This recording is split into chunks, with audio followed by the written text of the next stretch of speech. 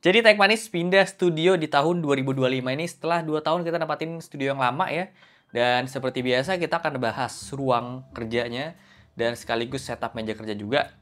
Tapi di video kali ini gue pengen ngebahas lebih detail soal meja kerjanya sih ya, pengen sharing ke kalian karena ini meja baru yang kita punya. Sekarang ini kita lagi ada di ruangan untuk syuting, ada satu meja kerja utama di sini ya, dan satu lagi secondary untuk gue bisa pindah-pindahin meja unboxing dan untuk kemarin sih syuting laptop ya. Jadi kita fokusnya ke meja yang utama di belakang gue ini. Sedikit cerita soal kebutuhannya, gue lebih pengen yang tematik aja sih. Yang kemarin tuh udah terlalu monokrom banget. Sekarang itu mau lebih ke beige aja warna dominannya. Jadi gue harus ganti meja yang lama yang full white itu ke meja yang sekarang. Karena udah sesuai sama gordennya pengen beige, terus ada sound panel yang warna juga broken white. Habis itu lampu-lampu, dan gue pengen pakai warna kayu yang terang kayak gini sih. Terus juga gue pengen ganti ke ukuran meja yang lebih panjang ya. Lebarnya sih sama sih, kedalamannya di 70 cm juga. Terus gue juga tetap mau punya meja yang bisa naik turun. Yang sebelumnya naik turun, tapi sekarang udah rusak gara-gara di studio yang lama itu nggak pernah gue naik turunin. Kendalanya karena lantainya itu goyang banget ya. Jadi kalau berdiri itu lebih kerasa goyang dibanding duduk. Nah, untuk kebutuhan tersebut ya ini meja yang akhirnya dipilih, ini Kanata, karena banyak yang request juga dari kalian untuk gua cobain mejanya Kanata. Gue lihat mereka itu punya 3 model ya, ada yang polos, klasik, sama plus. Bedanya kalau polos itu daun mejanya polos aja gitu, nggak ada aksesorisnya. Sementara untuk yang klasik ada power socketnya lagi yang kita bisa buka tutup. Dan jujur aja ini jadi sesuatu yang baru buat gua dan super kepake juga ya, karena gue bisa langsung charge aja HP gua di situ, colok pakai wall adapter. Terus ada beberapa USB socket juga untuk kita bisa nge-charge peripheral kayak mouse dan keyboard kalau baterai habis. Terus untuk yang plus sebenarnya ini kayak paket bundling sama si desk shelf aja gitu sih. Dan akhirnya gue pilih yang plus, dan desk shelf-nya juga punya warna yang sama, jadi matching banget. Proses gue ngerakit meja juga gampang ya, sendiri bisa lah, nggak perlu bantuan orang. Untuk tempat baut-baut itu juga udah disediain sama mereka, tinggal kita pas-pasin aja sama rangkanya. Semua ada di manual guide-nya dia, baut-baut nomor berapa aja yang dipasang di tempatnya. Terus untuk pasang rangka ke daun meja juga udah disediain lubang di daun meja ya, jadi kita tinggal ikutin aja. Terus ada satu part yang menurut gue ini fungsional banget ya, kayak holder untuk si adapter elektrik dinamonya gitu. Nah terus gue ada tambah aksesoris juga di meja ini untuk kabel manajemen. Pertama itu ada yang tray untuk power socket, terus di pojok juga ada yang belalai untuk routing kabel ke PC gue gitu loh. Sebetulnya gue udah pernah punya ya warna putih, tapi karena ini gue pilih rangkanya hitam, jadi ya gue harus beli lagi. Dan ini jauh lebih kepake sih dibanding yang lama, karena setup PC gue tuh sekarang ini sementara ada di bawah. Nanti akan gue beliin nakas lagi ya, karena nakas yang sebelum itu putih jadi kurang match. Gue akan beli warna hitam atau warna yang kayak beige juga, tapi masih nyari-nyari sih. Kombinasi tray socket sama routing kabel kayak gini tuh emang kepake banget. Sebelumnya emang udah pernah gue lakuin juga, dan jadi lebih rapih. Tinggal ditambahin kabel sleeve aja untuk nutupin kabel-kabel yang kelihatan dan untuk jadi satu gitu loh. Kalau ke cabang-cabang kan juga kelihatannya jadi nggak rapi aja gitu. Motornya ini termasuk yang halus, gue suka, dan pas mau berhenti dia juga jadi ngelambat dan smooth banget ya. Yang paling penting buat gue pribadi ini termasuk meja adjustable yang punya goyangan termasuk minim ya. Apalagi dengan ukurannya dia yang sebesar ini dibandingin sama meja IKEA Bekan yang ukurannya mirip-mirip juga yang kita punya, dan itu termasuk yang lumayan goyang, bahkan lebih goyang dibanding adjustable. Nah kalau meja lama yang adjustable warna putih yang gue pakai itu lebih minim lagi, tapi karena ukurannya dia lebih kecil sih ya. That's why gue bisa appreciate lah sama si Kanata ini dengan ukuran adjustable-nya dia, tapi masih oke secara goyangannya. Nah kalau gue set dia lebih tinggi, pastinya lebih goyang, tapi juga masih normal gitu, nggak yang sampai heboh banget. Dan kalau kita perhatiin juga ini kakinya itu model yang besar di bawah terus baru ngerucut ke atas ya. Ini akan jauh lebih minim goyangan dibanding yang kakinya itu kebalikannya. Untuk tingginya ini bisa di-adjust dari 75 cm sampai 120 cm, dan ini yang harus di-take note juga sama kalian. Minimal tingginya atau paling rendahnya dari meja ini itu 75 cm, yang artinya kalau ditambah sama daun mejanya itu jadi 78 cm.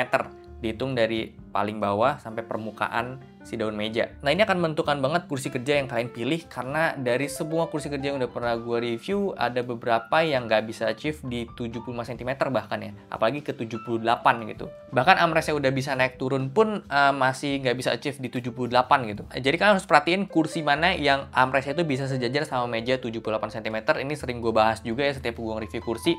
Ada yang mentok cuma di 75, ada yang mentok di bahkan 80 juga bisa. atau di bawahnya pun ada gitu. Jadi harus dipastiin aja.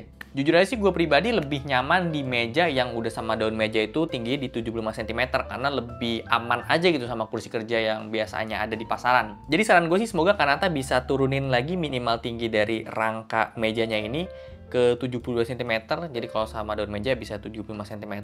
Ini akan jauh lebih aman sama kursi kerja yang ada di pasaran Indo dan kebanyakan tinggi orang Indo juga. Untuk daun meja ini ukuran di 160 x 70 cm ya, gue pilihnya ada beberapa pilihan ukuran juga. Sebelumnya itu gue pakai 140 x 70 cm dan gue emang pengen ada space lagi aja di kanan kirinya. Kedalaman 70 cm tuh enak banget ketika pakai arm monitor ditambah desk shelf terus pakai desk mat juga yang ukuran 90 x 40 itu nggak akan numpuk-numpuk. Saran gue kalian harus perhatiin ukuran monitor yang kalian pilih juga untuk meja di kedalaman 70 cm minimal banget 27 inch ya. Kalau misalnya pakai 24 itu kekecilan karena lumayan jauh kan jaraknya.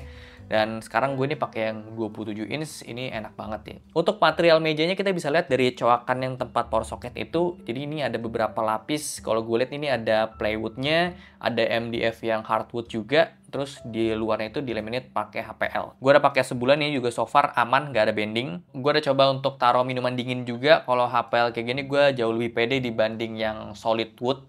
Tapi tetap sih saran gue pakai tatakan aja gitu, jauh lebih aman, minim resiko. Nah, gue pengen ngomongin soal power socket karena gue pilih yang varian itu ya. Ini soal posisinya sih ya, posisi power socket itu menurut gue terlalu kanan, jadi kayak nanggung gitu. Kalau misalnya dikombinasiin sama desk shelf kayak gini, desk shelf itu nggak bisa center jadinya. Kalau gue bikin center, dia akan niban si power socketnya. Jadi power socket itu harus geser ke tengahan lagi sih. Kalau dihabisin ke kanan nanti malah keluar dari desk shelf, kan bagusnya ditaruh di bawah desk shelf biar colokan-colokan itu nggak kelihatan.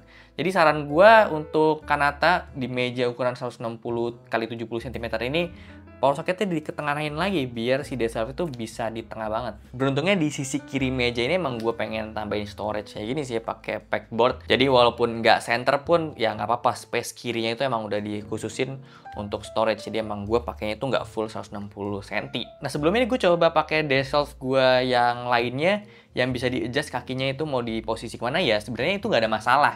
Tapi desk shelf itu warnanya nggak kayak gini, jadi kayak nggak masuk gitu loh. Jadi ya gue tetap harus pakai desk shelf-nya dari Kanata juga. Dan untuk desk shelf ini gue ngerasa pakai material yang sama, pakai HPL yang sama juga, jadi emang senada banget ya untuk warnanya. Gue pilih yang kakinya hitam juga, cocok jadi sama kaki mejanya juga ya. Tentunya ini fungsinya seperti desk shelf lainnya udah pernah gue pakai untuk ngumpetin kabel ya, tujuan utama gue, dan untuk jadi storage juga. Ukuran desk shelf ini 110 x 11 x 22 cm.